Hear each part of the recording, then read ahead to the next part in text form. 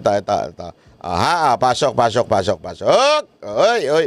Understanding ito. Okay, sige, unahin ko muna yung... Nauna kasi yung statement ni ES eh. Tapos lumabas yun sa PSC, no? So, unahin ko muna yung kay ES. Meron naman na kayong copy nung kay ES. Ito na lang yung sagot. Nirelease na namin ang written nito. Basahin ko lang. Tapos, yung NBI, I'm sure you want to ask about the NBI. Since hindi ko pa nababasa kung ano yung isi-serve nila sa akin, we will talk about NBI tomorrow. Pag-anuhin nyo lang muna ako kasi kailangan ko din isulat kung ano yung isasagot. So, give me time to read and think about it. Ito na. Okay, so ito yung sa kay ES, no? This is a reply to the statement issued by the Presidential Communications Office on the order of the Executive Secretary Lucas Bersamin dated November 23, 2024. The Marcos administration's insistence that the President's life is under active threat is ominous. I raise this caution as the President and his sycophants aggressively sell a narrative based entirely on my statement, which is taken out of its logical context. Bakit hindi nila pinapalabas kung ano yung question ng media? Bakit hindi nila pinapalabas kung ano yung una kong sagot? Bakit ang pinapalabas lang nila is the last, 4 words of my entire statement? Yun, ang tinawag dyan, yan yung mga chap-chap. Dyan magaling ang media, chap-chap. Di ba? Hindi kasi tandaan natin, mahaba po yung part na yan eh. Ipinaliwanag niya kung bakit, kasi may nagtanong kung may threat ba or something or ganito. Sinagot niya na mahaba yan eh. Pero ang pinick up lang nung media yung papatayin si Marcos at saka si Araneta at saka si Romualdez. Alam mo naman ng media. Kontrolado ng dati. Hindi, totoo. Alam mo, kayo mga putang inang media kayo. Hindi talaga, putang ina ninyo. Sorry kayo mga putang ina. Pasensya na, ayoko magbura pero tang ina nyo talaga eh. Dati, kung makadiktador kayo kay Marcos, kung makalait kayo kay Marcos, sagad sa buto. Hindi, di ba? Mamamatay tao, diktador, martial law, ganyan. Pero ngayon, magkano bayad sa inyo, mga animal kayo? Kayong media, magkano? Hindi, totoo talaga tayo. Magkano bayad sa inyo? O baka naman binili na kayo. At ang boss yun itong gobyernong to. Kasi, balik natin nung panahon ni Aquino. Ibalik natin nung panahon ni Duterte. Anong tawag nyo sa mga Marcos? Kulang na lang, lagyan nyo na sungay eh. Pero bakit ngayon sobrang sip-sip ninyo? Sa bagay, hindi kasi alam mo kung bakit. Mahina na media eh. Yan ang totoo. Nakita nyo yung mga balita na ang media nalulugi na dahil sa advertisement. Bakit? Lahat ng tao nasa social media na. Lugi na sila eh. Kaya okay na yan na mabigyan kami ng pera. Na mabusog kaming mga reporter. Kaya yung mga nagmamagaling na para sa bayan na reporter, ulul. Yan ang sasabihin ko sa inyo, ulul. Alam nyo yan na kayo ay merong bayad. Huwag na tayo maglokohan. Tangin ng tanda-tanda nyo na. Naglulukohan pa tayo. O tuloy. They are building a narrative and I'll tell you kung anong playbook ito. There is absolutely no flesh on the bone.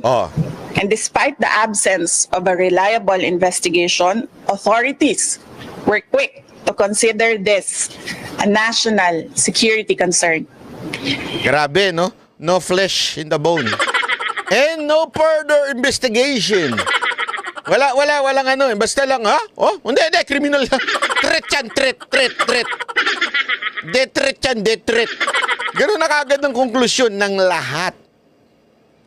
From DOJ, pati doon sa PNP, lahat talaga, Kaya nga sabi ko sa inyo, eto ilalabas ko itong video to pagkatapos sa umaga. Alam mo kung bakit?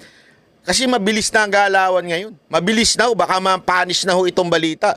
Kaya maganda, panoorin nyo at i-share ninyo. Alam mo kung bakit? Anytime, pwede nang arestoin si VP Sara Duterte. Sasabihin nyo ba dyan, wala bang due process yan? Puta, wala. May due process pa ba ngayon? Wala nang due process ngayon. Yung nga mamamatay na. Wala pa rin ginagawa. Nakatambay yung ambulansya. Wala nang due process ngayon. Wala na. As in, kung anong gusto ng hari, yun na yun. Yung baboy na hari na yan, wala na, yun na yun. The diametric contrast and inaction are displayed when I have expressed in previous months threats to my person and the continuing threats to the lives of OVP personnel. Tossing the word assassin. Pakicheck. May sinabi ba akong assassin doon? Wala. Madam! Kayo naman! Eh ba? Mahilig silang manood ng Netflix eh. Kaya assassin ang ginamit. Gago! Eh, totoo naman. Kaya nga na, di ba, nanood nga ng Spider-Man na naging presidente na eh. Gago! Oh. Eh, natural may. Hindi pala Spider-Man. Ant-Man. Di ba? Ganun talaga pag mahilig sa Netflix. Kita mo, assassin. Maganda yun. Maganda yung word na yun. Assassin. Eh, madam, alam mo, huwag ka mag-alala. Yung mga pelikulang nasa assassin. Hindi ko alam bakit ang mga assassin, pogi o kaya maganda. Pag pinanood mo yun, ano ba yung pangalan? Nikita ba yun? Yung assassin nun, laging ganun, pogi at maganda. Huwag ka mag-alala, madam. Maganda ka. Bagay ka. Ha? Kasi yan ang invento nila eh. Parang pelikula. So nilalagay nila doon sa narrative nila, assassin. And nilalagay nila sa narrative nila, murder plot. Into this issue, tossing the word assassin into this issue makes things even more terrifying for our country. And especially because I never used that term during my recent consternation against the Marcos administration's failure to serve the Filipinos while it masterfully persecutes political enemies. Common sense should be enough for us to understand and accept that a supposed conditional act of revenge does not constitute to an active threat. This is a plan without a flesh. Pag pinipilit,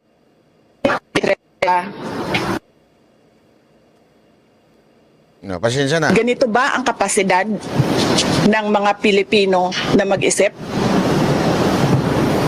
Diba? At wala Madam, talagang sinasadya nila maging kasi, andali, pasensya na, madam, pasensya na, makukontra lang talaga kita. Kasi sinasabi ni madam, talaga bang gano'n na ang trato nila sa mga Pilipino? Madam, yes. You know why? Eh, kasi madam, nanalo nga sila eh. Mantakin mo, isinuka na, idinura na, tapos kinain uli. Ganong katanga mga Pilipino. Wala akong biro. Yung nga mga pinklawan, dilawan eh. Tangina, dirindiri kay Marcos eh. Ngayon kakampi. Ganon sila, katanga. That's how stupid. Di ba? Ganon po talaga eh. Ganyan ang mga tanso, tanga. Alam niyo, madam, kung bakit? Tingnan niyo yung mga vlogger na tanso. Ma'am, meron ako pinapanood na vlogger na tanso. Yung binanatan ng binanatan. Madam, ang bumanat din sa kanya, isa pang tanga. So, yung mga tanga nagbabanatan. Yung mga tanso, vlogger. Ma'am, maniwala kayo pag tiningnan mo. Parang,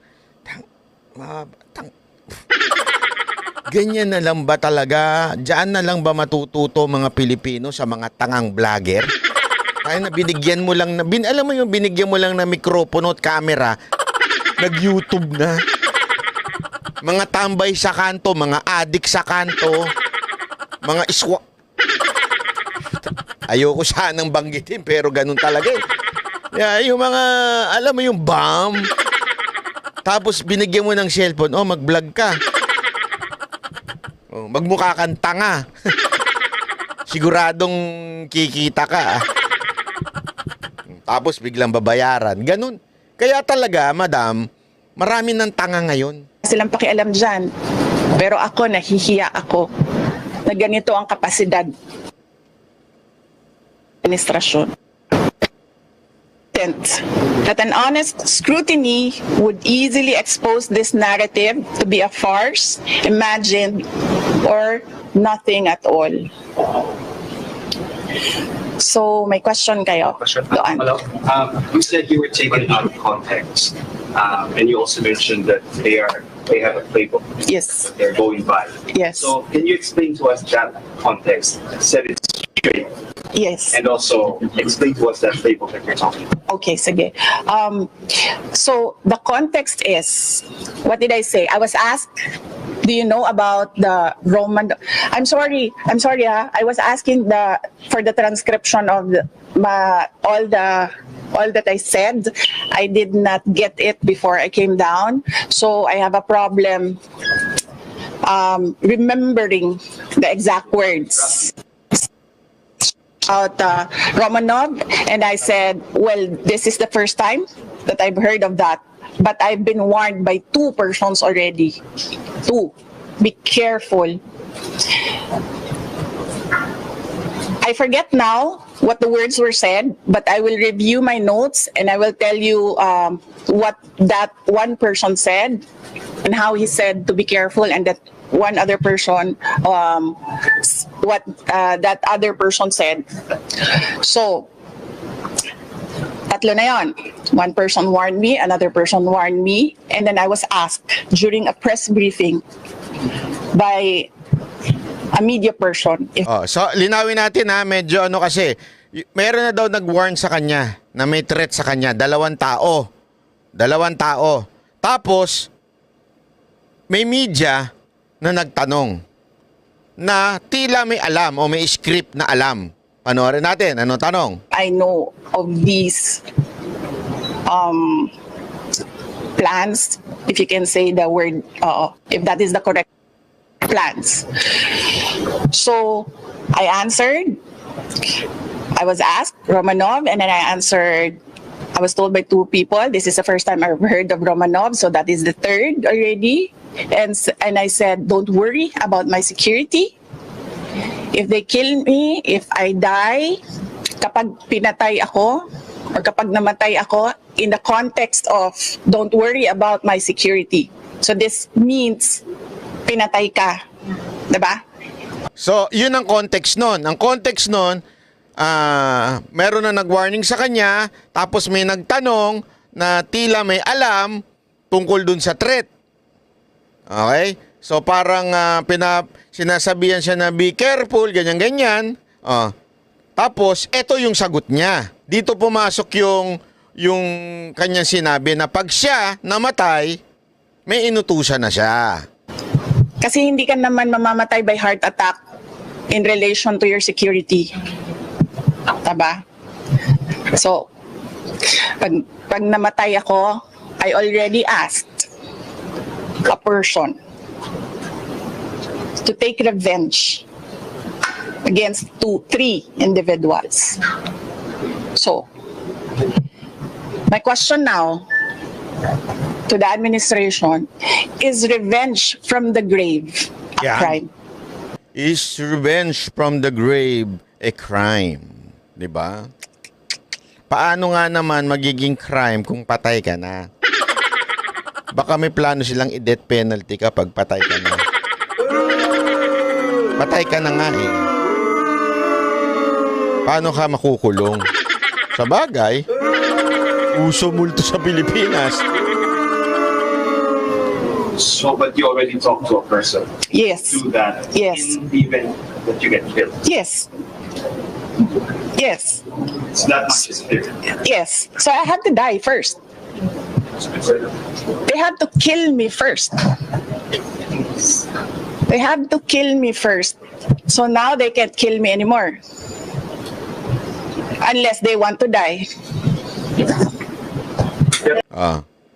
Hindi na pwedeng hindi na siya dahil patay na po siya, paano pa siya makukulong?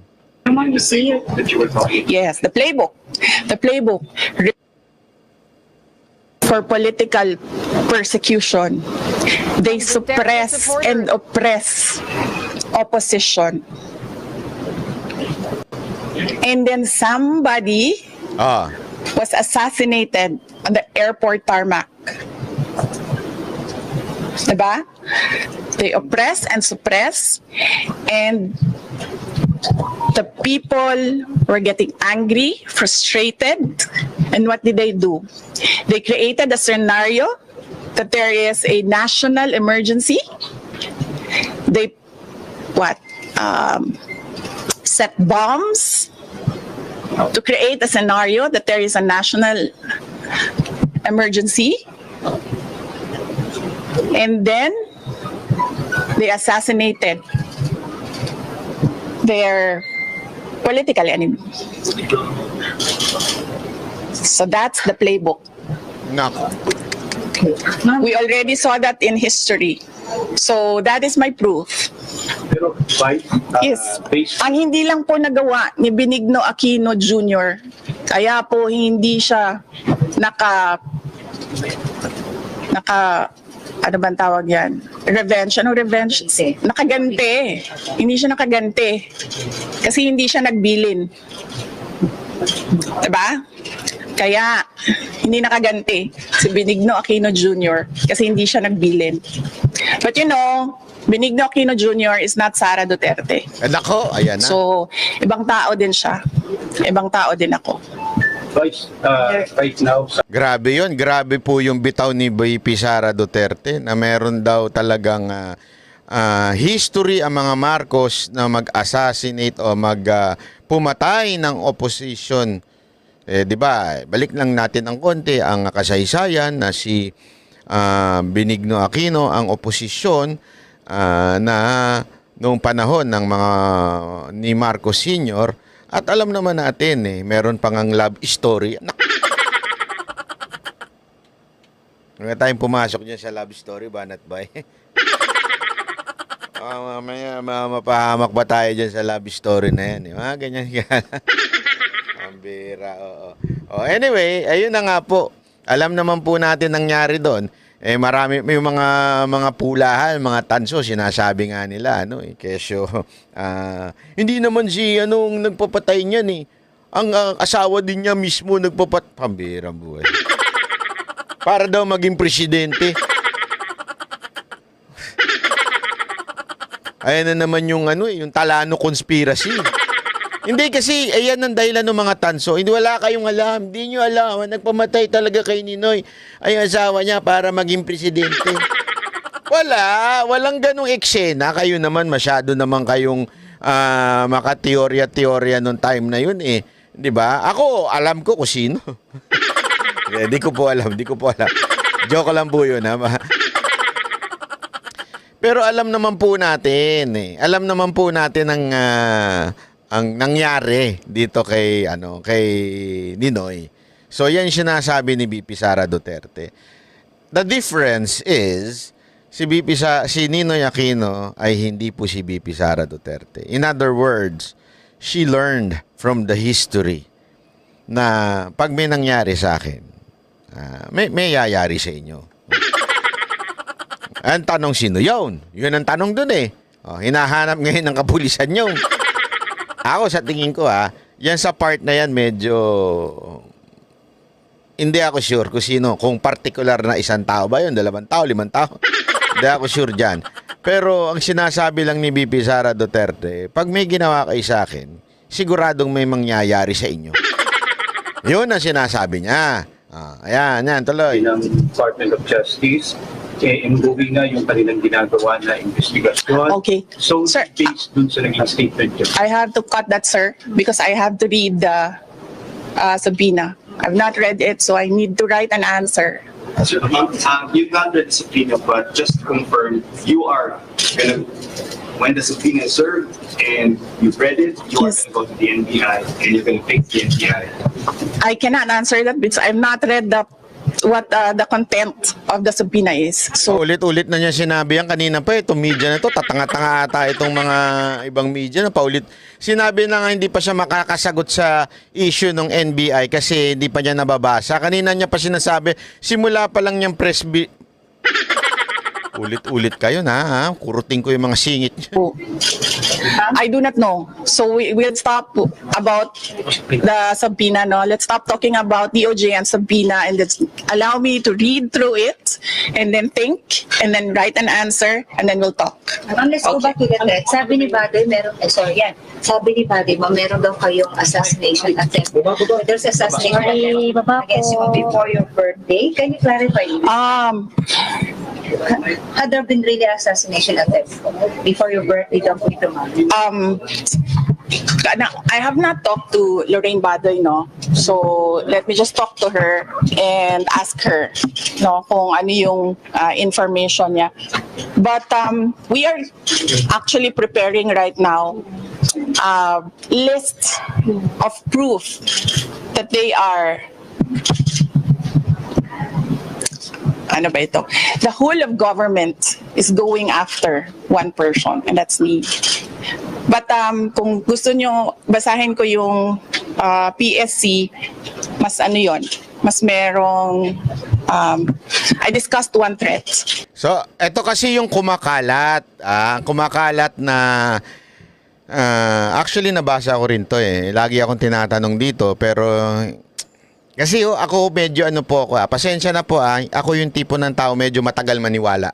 Kahit ang nagsabi pa kakilala ko, kaibigan ko, kahit sino pa nagsabi, medyo ako diyan. Kahit ang nagsabi, kunwari mga banateros, kunwari mga kasamahan ko nagsabi, kini-question ko eh.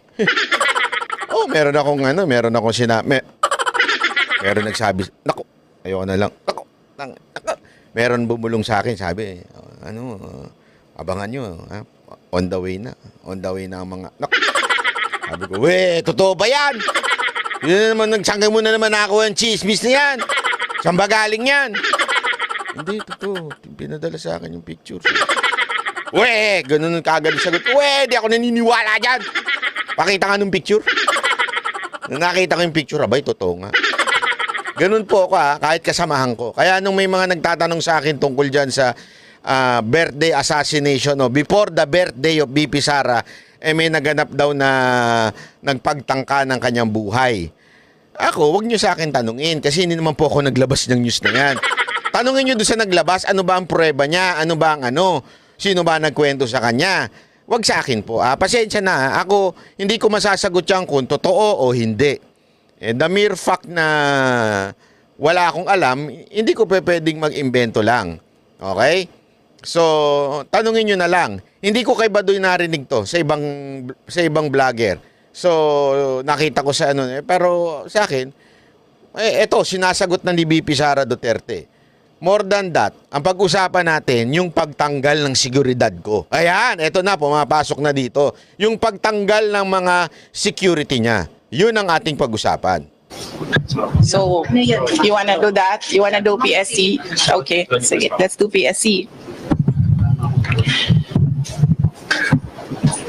But maraming salamat sa pagbabantay ninyo kay Yusek Lopez and kay Gina Acosta. And pakiusap ko lang na bantayan ninyo siya kahit mag-shifting lang kayo, maiwan lang isa just to make sure na, kasi may takot din yung nasa taas na, actually ang takot ni Yusek Lopez lagi sa gabi. Oo, kasi tulog lahat ng tao, nagpapahinga lahat ng tao. Walang makakapalag. So maraming salamat. Okay, PSC tayo. This is in response to the statement of the Presidential Security Command dated 25 November 2024. The Vice President Security and Protection Group was created and became an armed forces of the Philippines-wide support and separate unit by virtue of the Department of National Defense Order signed by former Secretary Delphine Lorenzana dated June 20, 2022. With a corresponding AFP table of personnel and equipment. This was a move to distinguish the security of the Vice President and make it independent. After I resigned from DepEd, nakita nyo na yung pattern? After I resigned from DepEd, the unit was unceremoniously assigned as a unit under the Presidential Security Command. July 9, 2024, ang order ng DND. Therefore, the security of the Vice President is now under the control of the PSC and as a consequence is influenced by the decisions of the Office of the President. Presuming that the PSC is still a non-partisan professional organization, why is the command eerily quiet on the documented threats to me, my family, and the OVP personnel? The silence. Ito, natural assumption ito natin lahat. The silence is proof that the inclusion of the VP SPG in the PSC is clearly to undermine my security and nothing else. So that's one threat. Bigyan ko kayo ng listahan ng madami with proof. So, yun yung sinasabi niyang pagtanggal, okay? Sa kanyang, yung ano ba yun? Basta, yung BPSG ba yun? BP something.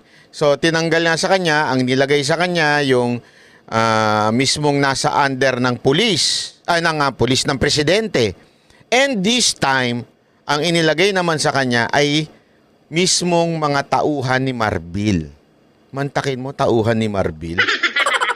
At ito ang siste. Walang kasi delikado pag may papel eh. Nag-usap lang daw si Browner, yung AFP chief, at saka si Marbil na nagkwentuhan lang siguro. Hindi ko alam kung uminom ng kape yun at nagkwentuhan o umiinom ng alak habang nag-uusap. Hindi natin alam kung baka naman ng KKTV yun. Hindi ko alam. Pero gayon pa man, nagkwentuhan lang sila. Pare, palitan na natin yan. Alisin mo na yung mga tao mo dyan. Kasi ako na, sabi ni ano. Anyway, tinitira ka naman dyan. Siguro, malamang, ganun ang usapan. Tinitira ka naman dyan, di ba, Browner? So, tanggalin mo na mga tao mo. Ako nang bahala dyan. Ako na. Ay, alam mo naman to si Marbil na addict are not addicts. Yung kanyang hindi naman nila gustong maging addict. Kailangan lang nila sa trabaho. Sakit sa bangs talaga ng gobyernong to. May isa tayo. Naka-comment! Ano ba naman yan? Talaga nga naman, oo. Ito, with proof. There's a DND order. Separating your security. Yes, no. Tucking my security under PSC, which is influenced Yes, ako. by the decisions of the Office of the President. So ano yan? Lahat ng galaw ko? Lahat daw ng galaw niya kasi tao na ni Marcos eh. Ang ginagawa ko, kung saan ako, alam niya, alam nila. So anong gagawin nila? Anong value ng information sa kanila after ako mag-resign sa DepEd?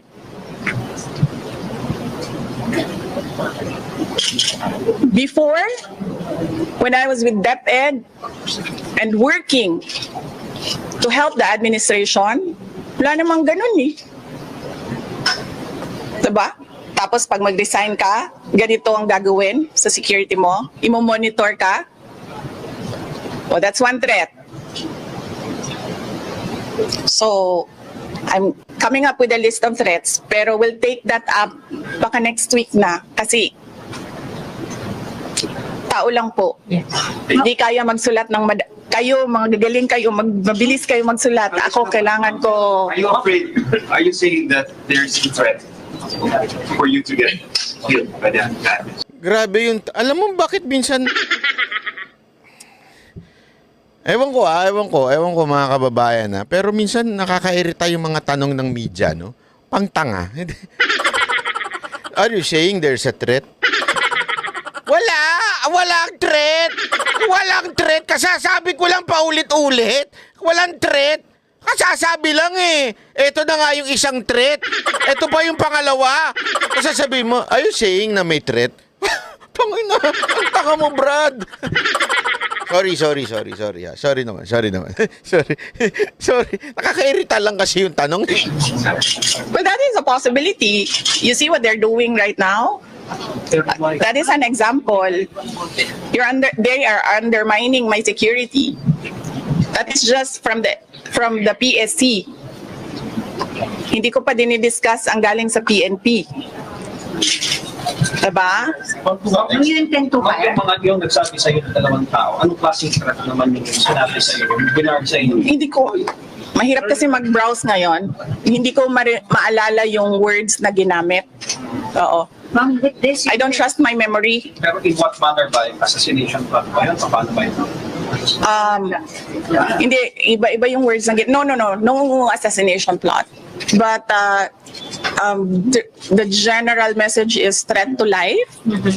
Yes. Ingat lang you said something like that. Ma'am. Oo, huwag nyo lang muna i-quote ha, kasi hindi ko maalala. I don't trust my memory right now, so I need to review the notes so that I give you a verbatim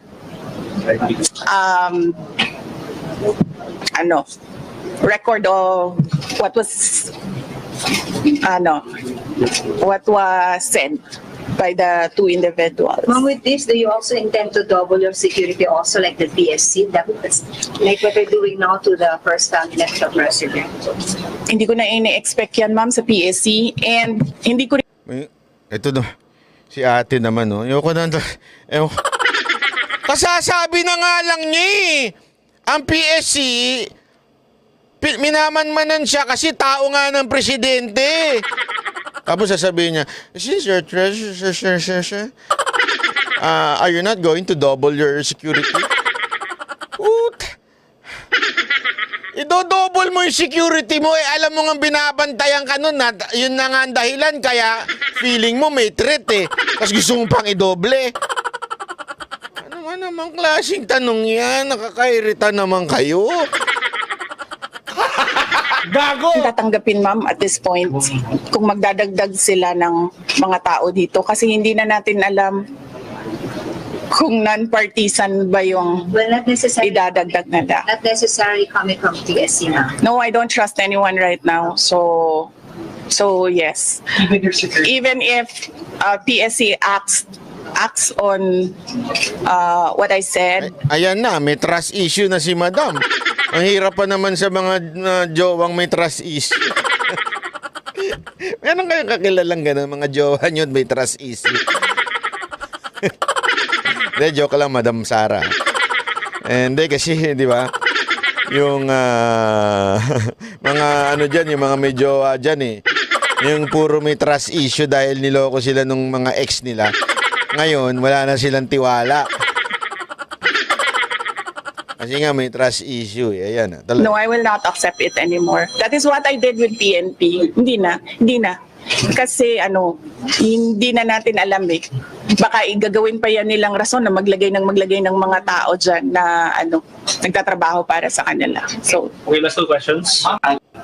Do you share the same sentiments as your father, former president? Last night, what are his sentiments? so last night he asked the military if they would continue to support fractured governance and a leader who is a drug addict. I agree. So, no, excuse me, sandali. I agree with fractured governance. I was a member of cabinet. So I have personal knowledge. I agree with fractured governance. I agree with the assumption that he is a drug addict because he continuously refuses to do a drug test. Napakadali naman, di ba? Tulad ko, napakadali naman. Sinabi ko kaagad, gusto niyo ng neuropsychiatric test o kung ano pa man yung test na gusto niyo i-take ko, gusto niyo ulitin ko yung bar exams, lahat yan gagawin ko. Ayan, pinapakomento siya sa sinasabi ni sa press briefing po ni Pangulong Duterte. na kung saan dito talagang tahasan niya na sinabi na sa tingin ko adik ang presidente. Yun ay dahil nga daw hindi tinatanggap yung hamon ng drug test. Yun lang naman, napakasimple lang naman. Alam mo ako, eto, kasi ang tagal na ng issue na yan, yung drugs. Maganda para matapos na yan, magpa-drug test na si Pangulong Marcos. Kung sa tingin naman niya talagang wala, puro fake news lang yan. Ako dyan ayoko magsalita tungkol dyan. Wala akong alam sa mga drugs. Basta ako, addict lang ako sa pagmamahal. Gago! Pero hindi ako alam sa mga addict na ganyan. Pero once and for all, para matapos na yung issue na yan, isipin mo ganito. Ito, lang naman, it's just alam mo, namumuni-muni ko habang nagkakape ako. Ganyan sa umaga, kape-kape ka, di ba? Ganyan, minumuni-muni ko. Ang gulo na ng bayan natin, talaga nga namang kaliwat kanan na. Tapos, minsan gusto mo na rin ng katahimikan yung bayan mo. Sabi ko nga, siguro, tapos na itong issue na to, magpa-drug test lang ang Pangulo. Alam mo kung bakit? Pag nagpa-drug test si Pangulong Marcos, yung sa lihiti mo yung hair follicle, pag nagpa-drug test si Pangulong Marcos, tapos nag-negative siya, di tapos. Wala nang issue. Bakit? Siyempre, marami nang hindi maniniwala dito sa sinasabi ng mga Duterte. Tama, mali. Ganun kadali para matapos na itong gulon to. Sige na, mag-drug test na ako. Hair follicle, live sa SMNI. Anyway, sa SMNI lang naman ako nagpa-interview nun. Live. Di tapos na. Tama, mali. Di ba? Tapos na. Ganun lang kasimple. Kaya nga dito, kinukonclude ni VP Sara Duterte na sa tingin niya, may katotohanan sinasabi ng kanyang ama. Dahil nga, ayaw daw magpa-drug test. Yun po ang kanilang sinasabi dito. No questions asked. Gusto niyo ng drug test? Sabi ko, dagdagan ko pa ng drug test. Napakadali gawin sa akin yan. Ngayon kaagad na araw na ito, gawin natin yan. Pero, lahat, sabi ko nga, sisimulan namin sa Office of the Vice President ang test, kaming lahat. Diba? So, dapat tayong lahat sa gobyerno, mag-drug test tayong lahat. Lahat ng mga congressman ninyo, pa-drug test nyo. So are you... Question for the military. No, I do not agree with that. So, as I said, i-qualify nyo yung answer ko. I agree with the government. I was a member of cabinet. I agree with the assumption that he is a drug addict. I think mine is assumption. I think the former president has evidence that he really is a drug addict. So, pareho lang din yun. How are you? Sorry. Sabi ko nga, diba, noong kailan ba yon nagsalita ako, sabi ko, dalawa lang naman hinihingi natin. Diba? Ibigay natin yung pangako natin sa mga tao. Diba? Ako, bumoto ako. Kasi sinabi 20 pesos ang per kilo ng bigas. And that would help so many families right now. Diba? Pangalawa, tingnan natin ang tinuan ng lahat. Diba? Pag-drug test nyo din yung AFP. Pag-drug test nyo yung AFP. But somehow, Grabe yun, pa-drug test yun ng AFP. May alam kaya si Madam BP? Hindi natin alam. Pero tandaan ninyo, nako, malalim ang alam niyan. Sabi niya, hindi lang yung Pangulo ang kanyang hinamon, pati AFP. Pero kanina, ayaw niyang, sabi niya, hindi daw siya pabor doon sa sinasabi ng kanyang ama regarding doon sa AFP. And yet, this time, sinabi niya, dapat ipa-drug test din yung AFP. Malaman talaga mga Duterte pag nagsalita. Hanggang ngayon, OVP pa lang din ang papadrug test. I wonder why. Last question, please. Reconciliation with the new president. No, hindi ako tao na nagpapaareglo. Tsaka hindi ako tao na nabibili ng pera. Ma'am, are you a threat now to national security? Am I a threat to national security? What they are doing to me is a threat. Sagot ko yan sa NSC. Mamaya, bukas. Okay. Ma'am, may napag- Easy lang, easy lang. Mayroon pang content bukas. Ito, ngayon palang araw na to. Ngayong araw to. Easy lang, easy lang. Kayo namang mga media, gusto nyo content na lang. Haba-haba ng content, di nyo na binabalita. Binabalita nyo lang, makakasira kay Duterte. Hindi, ang dami nyo, alam mo sa totoo lang ha, ang daming tanong ng media. Pero ang babalita lang, naghahanap lang sila ng magkaroon ka lang ng konting mistake, yung masarap salsalin yung balita, yung, alam mo yun, yung ikasisira mo, yun lang ang kukunin at ibabalita namin. Yari ka sa aming kutsilyo, chachap-chapin namin yung sinasabi mo. Di ba? Ganyan naman sila eh. Oh, daming tanong. Ang haba-haba nito, babalita lang. Yung kapiraso. Tama, mali. May binigay sa inyo sobre si First Lady Sara Neta Marcos. Para saan ba yun?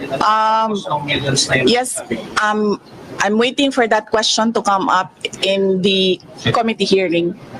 So let's wait for that question to come up in the committee hearing. Friday, will you be able to attend the next hearing po? Just like yesterday. Yes, I'm free on Friday. Tomorrow I'll be in Basilan, and then Thursday I'll be in Lingayen, Pangasinan, and then Friday I'm free. So you're ready to answer all their questions now? I will answer my questions because I need to be there to help the other OVP personnel. They have expressed that they feel safer and they feel more comfortable if I am with them. But I will not be recognized if I don't take my oath. So I am forced to take my oath and answer questions under oath because I cannot take care of the OVP personnel. For example, to explain how 125 million pesos were spent within a matter of 11 days, or they have questions about acknowledgement receipts. Will you explain all those or answer all those questions? Oo, hindi nga siya tinatanong eh. Hindi ko nga maintindihan na andun siya, tapos lagi naman sinasabi nung tauhan niya, inutusan po ako ng aming boss na si Vice President.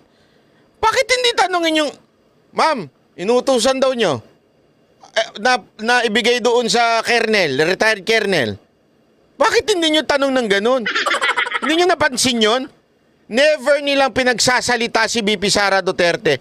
Tuwing nagsasalita si BP Sara Duterte, 1 minute break, 1 minute break, 1 minute break. Hindi ko alam kung mga wala nang bayag yung mga congressman natin dyan eh. Lalong-lalo na yung kanilang pinuno dyan. 1 minute break, 1 minute break, 1 minute break. Ano kayo? K-pop, fans? 1 minute, hot issue? Kanta yun ng 1 minute, hot issue. Gumagano. Di ba? Anak kayo ng tutsa. Isn't it that they've been asking those questions from the resource persons, from COA, from the OVP personnel? So why will I answer again? I already answered when we sent our answers to the Commission on Audit. It was clear there. In fact, ayoko naman kasi mag-discuss ng CFBA, but in fact, the 125 confidential funds had a notice of disallowance, but not the entire amount. Let's make that clear. Not the entire amount of the 125 million was disallowed by the Commission on Audit. Meaning, all the rest of the funds, I do not have the number right now. I think it's approximately 70 million that was disallowed. But that is subject to appeal because gusto ko ba sabihin ito sa inyo? Dahil during the discussion, I was telling the lawyer to submit a document. But the lawyer said, no, when lawyers are discussing and they have their own positions. It's really a difficult meeting to do. I said to submit, and then the other lawyer said, do not submit. Ay di lumabas yung disallowance, and then sinabihan ko yung lawyer, sabi ko, tingnan mo, lumabas yung disallowance. Sabi ko, sa appeal, ilabas mo yung document. Ma'am, si Colonel Chica and Fernando Lasco na nabanggit po na Wait lang ha, so tapusin ko lang. Daldal kasi, di pa tapos yung kwento eh. Yun nga yung sinasabi dyan, kasi nga, di ba yung pinuna ng COA, na yung notice of disallowance, kasi nga daw, merong nag-uusap-usap si BP at saka kasama yung mga abogado at sinabi ng abogado, wag daw ilabas muna.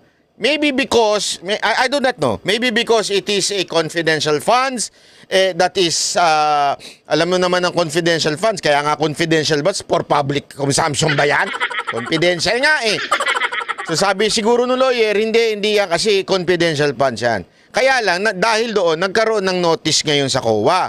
Tapos sabi ni BP, sandali, ayan tuloy, nangyari yang ganyan. Tapos, eto na yung kasunod. Bago itong dumadaldal na media, hindi marunong makiram. Alam mo, ganyan ang media. Bakit kanyo ha? Ang media kasi, media noche talaga yan eh. Wala silang pakialam sa sasagot mo. Hindi sila nakikinig sa sagot mo. Ang importante sa kanila, maitanong yung pinatatanong sa kanila, tapos bahala na yung station manager ko ano yung ilalagay doon, isasama sa news na ikasisira ni BP Sara. Yan ang totoo dyan eh. Ganyan yung mga media na yan. And then, so cleared na yon. The first, second, and third quarters,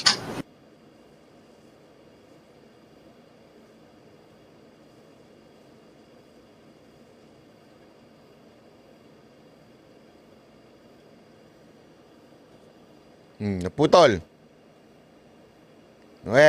Chotomate. ang batas. Nakikita nyo?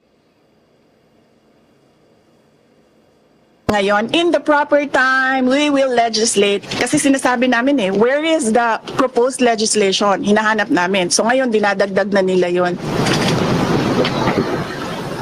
Madali lang naman siya Pakinggan nyo lang, basahin nyo lang lahat ng mga nangyayari. Madali lang maintindihan kung anong ginagawa nila. Okay? Last question please, last question. Humarap na si Colonel Lasco and Colonel Chica, mas may intindihan na ba ng publiko at ng Kongreso ito pagkasus mo ng confidential funds? Really, I still say that confidential funds, the use of confidential funds cannot be divulged. Sinasabi ko pa rin yan. They cannot be divulged in public. It will compromise lives and security of personnel who are cooperating or who are nandoon sa kabila na asset. You cannot. Yan ang hindi kasi maintindihan ng iba Gusto ata nitong mga to, ilaglag yung mga binabayaran nila. Hindi pwede yun. Kaya alam mo, hindi nyo napapansin, sino ang galit na galit sa confidential funds? Sinong mga congressman? Yung may mga background na komunista? O di kaya dating commander? O di kaya dating, hindi pala dating, ngayon, supporter ng mga terorista. Yan ang galit na galit sa confidential funds kasi through confidential funds, doon nagkakaroon ng asset. Ibig sabihin ng asset, yung mga spy, yung mga binabayaran, na hindi mo pa pwedeng ilaglag kung sino yung mga yun. Diba? Tuwan-tuwa sila dun sa putang inang piatos na yan. Ito lang aking pananaw. Although, merong ibang explanation yung ibang tao dyan na kesyo yung piatos daw si Lisa Marcos. O sige, wala pa naman direktang naririnig ako kay BP Sara Duterte na gano'n na nangyari. Gayunpaman, okay? Sabihin na nating hindi yun. Hindi siya, halimbawa lang. Although marami na nagsasabi dyan na siya yun. Okay? sabihin na natin hindi siya yun. Kung yung nakatanggap na yun ay dahil merong mga asset, sanghawak, alaga o di kaya may siya yung parang middleman na nagbibigay dun sa mga asset o yung sa mga spy o di kaya sa mga binabayarang mga tao para bumaligtad. Oh. Bakit mo kailangan malaman kung sino yun? Oh. Confidential nga yan. Delikado nga yan. Ito bakit sasabihin ng iba? Hindi naman trabaho ng vice presidente yan. Hindi naman trabaho. Hindi ho. Trabaho ho yan. At yung, I think, yung pinag-uusapan na yan, panahon niya sa DepEd yan.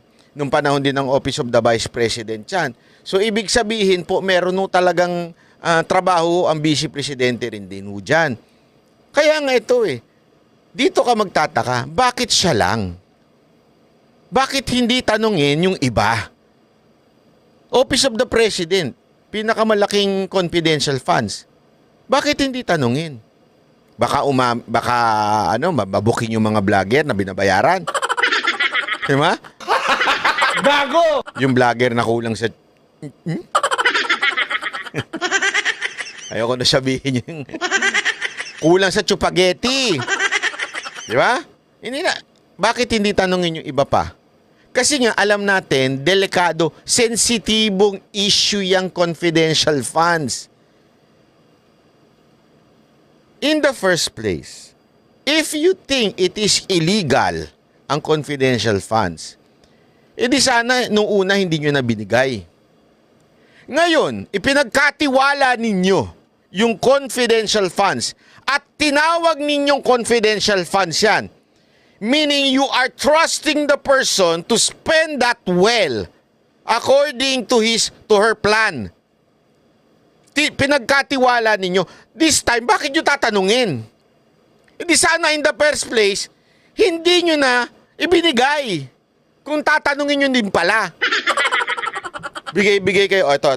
Secret fund to. Ito yung secret. Ito yung confidential funds mo. Gamitin mo ito para sa mga laban natin sa ganito. Tapos, okay. Thank you. Binigay. Ginamit. Saan mo ginamit?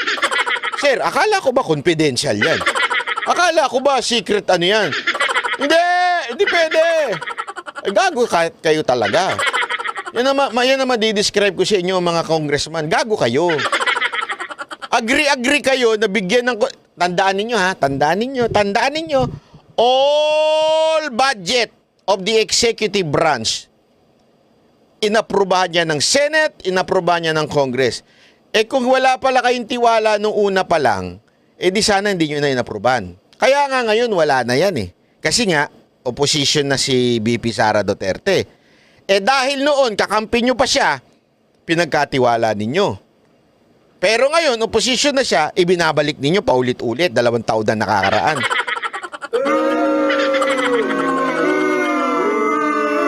Ganyan kayo kagago, di ba? Literal gago kayo talaga. Do that. That is why it is called confidential funds. Wala, bobo sila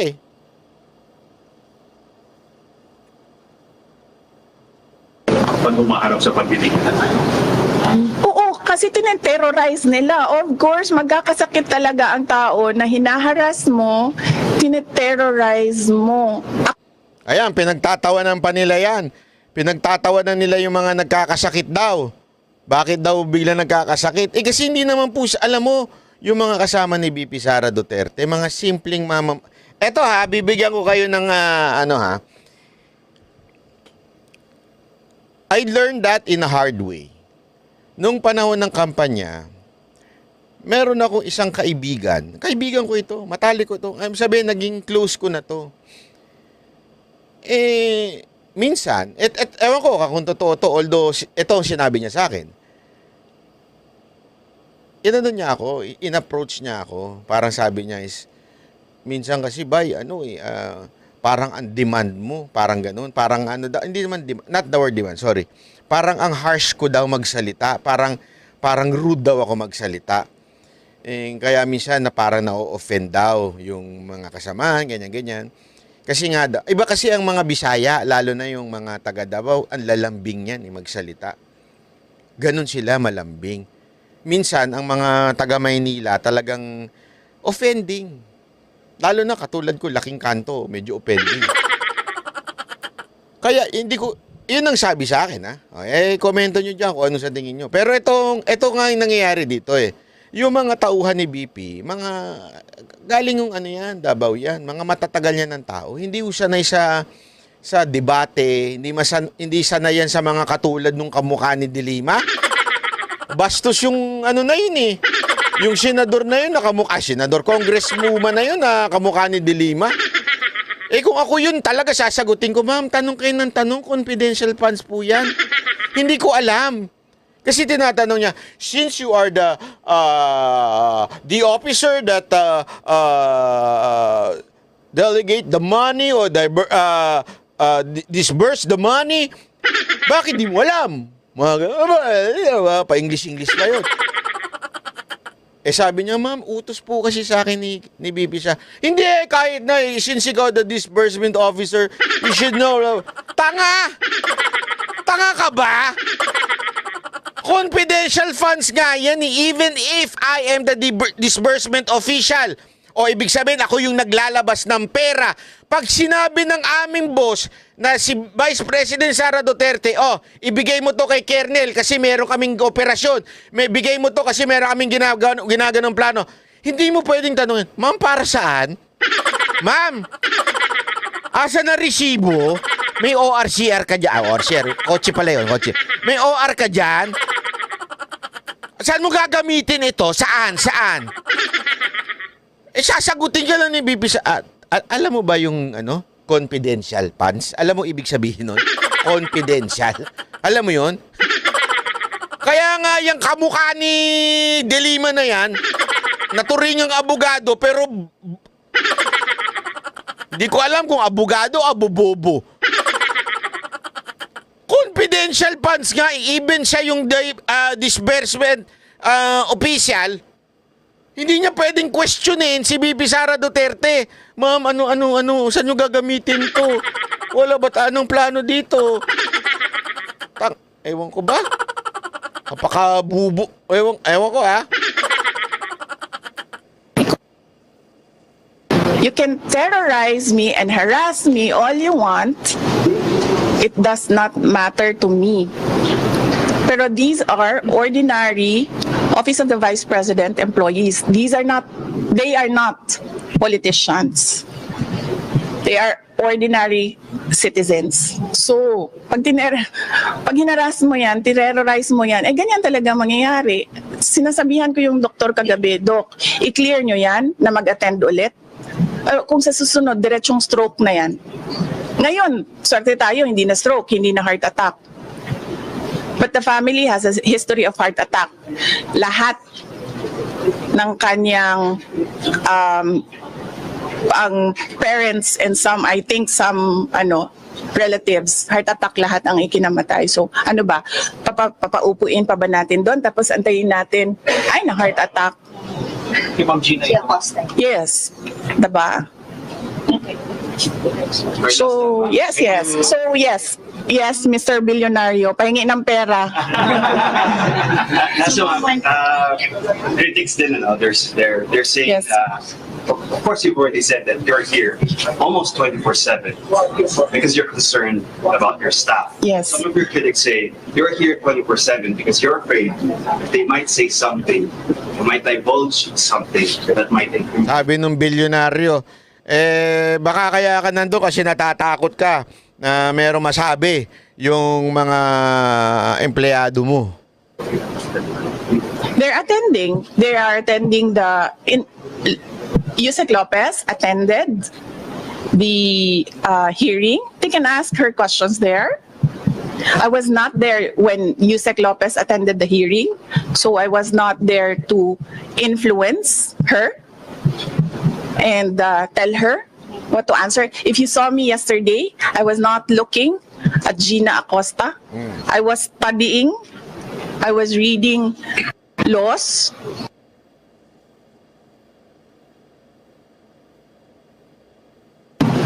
I was studying the rules of the House of Representatives. I was not looking at her.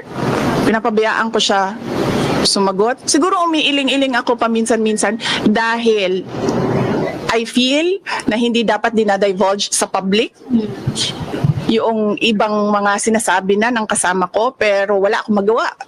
Wala akong magawa. Kasi ayaw namin na ma-detain sila.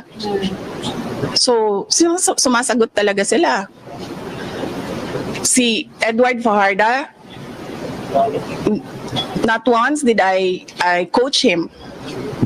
Pero si Gina, I helped her with the term detail kasi she was trying to remember kung anong tawag nung isang tao na galing sa isang opisina na nililipat sa isang opisina, and that is called detail. So I told her detail and she said details. Okay, sige. Yung CFS from SDO, dumidiretso daw sa mga security officer. Yun talaga mamang nature ba ng confidential money? Yes, there is an SDO and there is a security officer and there is a head of agency. So, ako yung head of agency, may SDO kami, may security officer kami. Ganun talaga ang structure. Again, sinabi ko ito sa mga, wala kasing mainstream noon ba? Again, so alam natin lahat ng, halikan ko na yung ano ninyo. Subo yung may... Mike, please. Ayoko itong pula.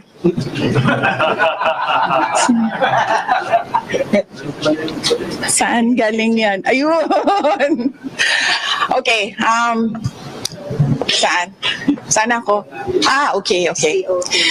Alam nyo, di ba, meron kayong mga naririnig ng akusasyon ng Yung pula na yun, yung TV5 yun.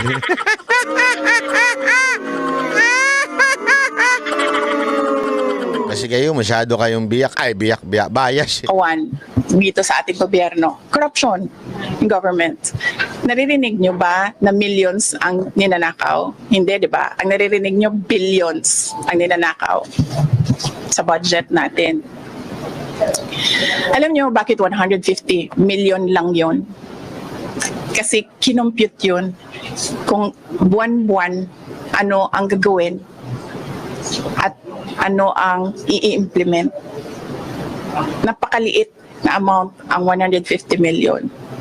So bakit kami magnanakaw ng 150 million? Ang nakawan sa gobyerno, billion. Ginamit yun sa trabaho. Bakit 125 plus 500 lang yung sa Office of the Vice President? Kasi kinompute yun buwan-buwan. Ang problem sa 125, binigay siya sa amin December na. And the requirement in government offices, you have to utilize money before December 31, before the end of the year. So ang ginawa, lahat ng preps, in-implement. Diba? And as I said, government offices disburse millions, billions in a day. Sa DepEd, nagdi-disperse kami. Nagdi-disperse. Pumipirma kami ng cheque. Multi-million. Kung i-total mo ang mga checks araw-araw na nalalabas sa DepEd, billions. Nagbabayad kami, nagbabayad. So, bakit nila kine-question yung pagbabayad ng millions in a day? And that is, part of work of government offices to disperse money every day and pay obligations. Ginamit yun sa trabaho. Pinipilit lang talaga. Dalawa na ang maro ko, si Marisol at si JC. Saan mo na. Sige. Tama na. Anong oras na? Kung ako lang mo. Oo, kasi alauna na, and I have to be back tonight. Ayaw nila ng gabi. Na ano sila sa gabi. Kasi yung promise Yes. na listahan. Tomorrow, balikan ako Basilan. I leave in the early morning. So ayan na, hanggang dyan na lang po muna tayo mga kababayan. So kitang-kita naman po natin na napakaliwanag ho ng paliwanag ni Madam VP Sara Duterte, at alam naman natin na yung pinag-ugatan ng paulit-ulit na keso may threat daw sa siyang ginawa sa ating Pangulo at sa kanyang asawa at kay Romualdez. Ayan po kasi they took it out of context, ika nga. Kinuha ho nila na hindi ho buo ang istorya. Ito nga, pinapaliwanag nga ni BP yung mga threats sa kanya at yung mga kasaysayan, pinaliwanag po niya. At ito, sinasabi niya nga po na mga kababayan na tayo daw ay maging handa ho sa mga mangyayari dahil ngayon, ito ho ang malupit. Talagang tinanggal po at ang tanging natira sa kanya ay mga pulis ni Marbil. Pero wag kayong mag-alala dahil may surprise sa mga susunod na araw. Abangan nyo lang yan. Kasi ako, may alam ako pero may balita ako. May iba na daw magbabantay kay BP Sara. Ano sa tingin nyo? I-comment nyo lang dyan, ha? Ayan ang natanggap na nasagap nating impormasyon. Maraming salamat po, mga kababayan.